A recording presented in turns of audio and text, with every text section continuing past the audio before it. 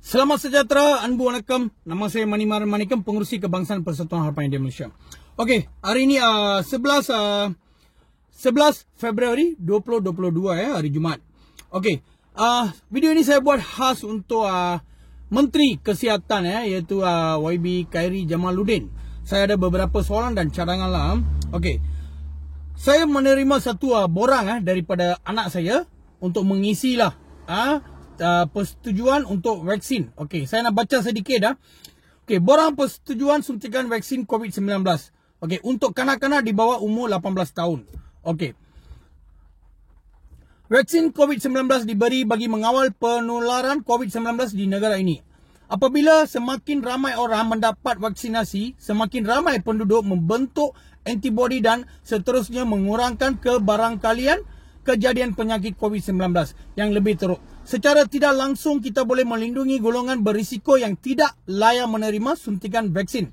Okey, Majlis Mesyuarat Khas Jawatankuasa Muzakarah Majlis Kebangsaan bagi Al-Ehwal Agama Islam yang tersidang pada 3 Disember 2020 mengambil ketetapan bahawa hukum penggunaan vaksin COVID-19 adalah harus dan wajib diambil oleh golongan yang ditetapkan oleh kerajaan. Okey, di sini saya nak tanya satu soalan lah. Saya bukan resis lah, tapi saya tanya saja kepada Kementerian Kesihatan kenapa Majlis Mesyuarat Khas ini hanya ada hal ehwal agama Islam? Kenapa tak ada hal ehwal agama Hindu? Mungkinlah sebab sebelum ini tak ada apa-apa jabatan untuk agama Hindu lah. So kami pun bercadang untuk menubur satu jabatan untuk agama Hindu. Untuk hal ehwal yang beragama Hindu. Okey. Yang Malaysia Hindu Sangam ini memang tidak guna, lagipun mereka ini bukan sesuatu jabatan. Mereka itu adalah syarikat sendirian berhad. Okey. Suntikan vaksin COVID-19 ada yang memerlukan 1 atau 2 dos bergantung kepada jenis vaksin. Suntikan ini kebiasaannya diberi pada otot bahu kecuali dalam keadaan tertentu. Jenis vaksin yang diberikan bergantung kepada bekalan vaksin semasa. Okay, pengambilan vaksin COVID-19 ini juga mungkin akan mengakibatkan kesan sampingan yang ringan dan kesan sampingan lain yang akan dilaporkan dari semasa ke semasa. Okey, dalam borang ini terma kanak-kanak adalah merujuk kepada seseorang yang berumur di bawah 18 tahun. Okey, sekarang yang ini penting sejarah kesihatan, sila lengkapkan. Okey. Adakah kanak-kanak mengalami kesan sampingan teruk seperti sawan, pengsan dan kemasukan ke hospital selepas mendapat mana-mana imunisasi sebelum ini? Tidak.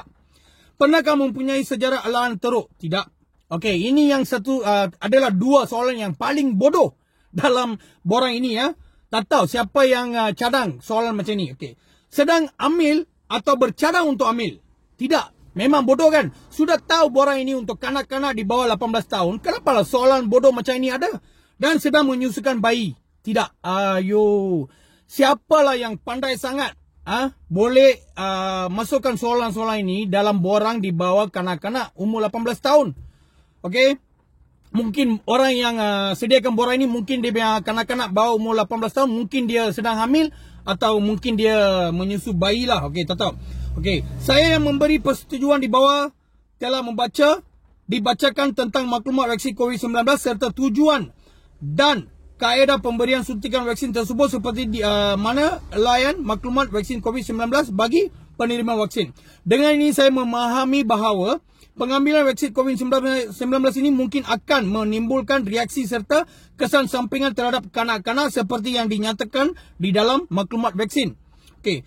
Saya bertanggungjawab ke atas risiko yang mungkin berlaku kepada kanak-kanak akibat keputusan tindakan saya ini kerana manfaat vaksin adalah jauh lebih baik daripada kesan sampingannya. Vaksin ini tidak memberi jaminan sepenuhnya kepada kanak-kanak daripada tidak mendapat jangkitan COVID-19 pada masa akan datang. Dengan ini menandatangani persetujuan menerima vaksin COVID-19 ini, saya bersetuju dengan rela hati untuk kanak-kanak menerima dan melengkapkan jumlah pengambilan dos vaksin seperti yang dijadualkan. Okey, persetujuan adalah saya Manimaran Manikam. Okey. Saya tidak bersetuju Saya sudah lengkapkan borang ini, tidak bersetuju langsung. Sebab apa? Di sini pun kamu sudah mention sebagai kami, bila tanda tangan kami KKM tidak akan bertanggungjawab. Bermakna KKM sendiri tidak ada kepastian adakah vaksin ini akan selamatkan nyawa seseorang. Okey, sebagai antibody lah. Okey, saya nak tanya soalan. Sebelum ini kami sudah ambil 2 dos. Okey, kes pun sudah kurang. Macam mana tiba-tiba kes sudah meningkat balik? Dan sekarang kamu paksa, KKM paksa rakyat untuk ambil vaksin penggalak. Okey, kenapa dalam borang ini kamu tidak mention sebagai kamu akan bertanggungjawab atas kesan-kesan sampingan atau kehilangan nyawa? Adakah kami ini bodoh sangat sampai kami tanda tangan untuk menggadaikan nyawa anak kami? Patut KKM kena masukkan, KKM akan bertanggungjawab sepenuhnya atas kesan sampingan ataupun kehilangan nyawa. Mungkin dalam 100 orang, mungkin ada 2-3 kes kesan sampingan. Mungkin dalam 1000 ada 2-3 kes yang hilang nyawa. Macam mana kalau dalam 1000 itu salah seorang anak saya? Jadi KKM harus berfikir, jangan ingat ataupun jangan menggadaikan nyawa rakyat sebagai bahan uji ataupun bahan kaji untuk vaksin kamu. Okey, so jangan memperbodohkan rakyat lagi. Okey, untuk saya kalau tanya, kalau kamu paksa anak saya ambil vaksin ini, lebih baik saya tak mahu hantar anak saya pergi sekolah. Okey, sebab saya lebih pentingkan nyawa anak saya daripada vaksin kamu.